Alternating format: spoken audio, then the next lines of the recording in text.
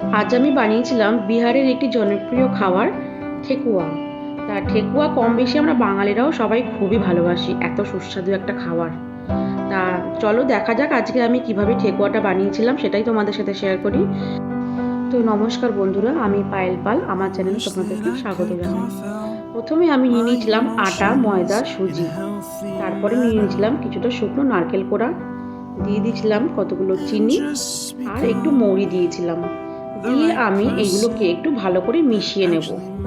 তারপরে আমি দিয়ে দিয়েছিলাম একটু পরিমাণ মতন ঘিটা আমি একটু বেশি নিয়েছিলাম, যাতে একটু বেশি মুচমুচে হয় ময়মটা। তা ঘিটা দিয়ে আমি আবারও ভালো করে একটু মাখিয়ে নিলাম। আটা, ময়দা, সুজি, নারকেলগুলোকে ভালো করে একটু মাখিয়ে নেব। দেখো হাতে মুঠ করে ধরেছি, পুরো একদম হাতের মধ্যে এসে গেছে। এবার ময়মটা আমার যথাযথ হয়েছে, এটা দেখলেই বোঝা যাচ্ছে। তো তারপরে আমি জলের বদলে একটু দিয়ে দিয়েছিলাম দুধ। তোমরা জলও ব্যবহার করতে পারো। তা আমার কাছে দুধটা ছিল বলে আমি দুধটা দিয়ে দিলাম। তারপরে দিয়েছিলাম একটু নলেন গুড়। আমি দিয়ে এই দুধ আর নলেন গুড় দিয়ে ভালো করে ডোটাকে একটু তৈরি করে নিতে হবে। আর আমি দিয়েছিলাম কিছু ড্রাই ফ্রুটস, কাজু আর পেস্তা।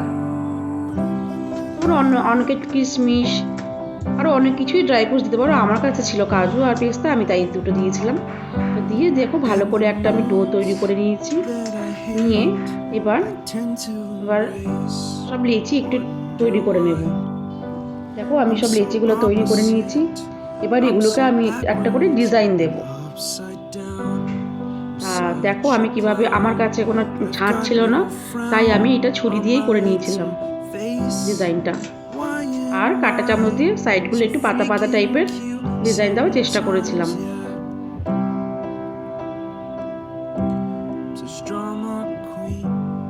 এইভাবে আমি একটু ডিজাইন দিয়ে নিয়েছিলাম। কেমন হয়েছে ডিজাইনটা একটু জানিও। তারপরে কড়াইতে তেল দিয়ে দিয়েছিলাম ঠেকুয়াগুলোকে ভাজার জন্য। আর এখানে দেখো আমি নানা রকম আকারে ডিজাইন তৈরি করে নিয়েছিলাম। তা তেল গরম হয়ে গেছে, এবার আমি একে একে ঠেকুয়াগুলোকে গরম তেলের মধ্যে ছেড়ে দেব। আর গ্যাসের আঁচটাকে একদম কমিয়ে রাখতে হবে, যাতে আস্তে আস্তে জিনিসটা ভেতরগুলো যাতে ভালো মতন ভাজা হয়। অনেক সময় কি হয়, আঁচটা বাড়ানো থাকলে না বাইরেটা পুড়ে ওঠে, কিন্তু ভেতরটা কাঁচা কাঁচা থেকে যায়। তাই এটা একটু ধিমে আঁচে করলেই ভালো হয়। দেখো আমার ভেজে নেওয়া হয়ে গেছিলো গরম গরম ঠেকুয়া। কেমন হয়েছে প্লিজ জানিও একটু কমেন্ট করে।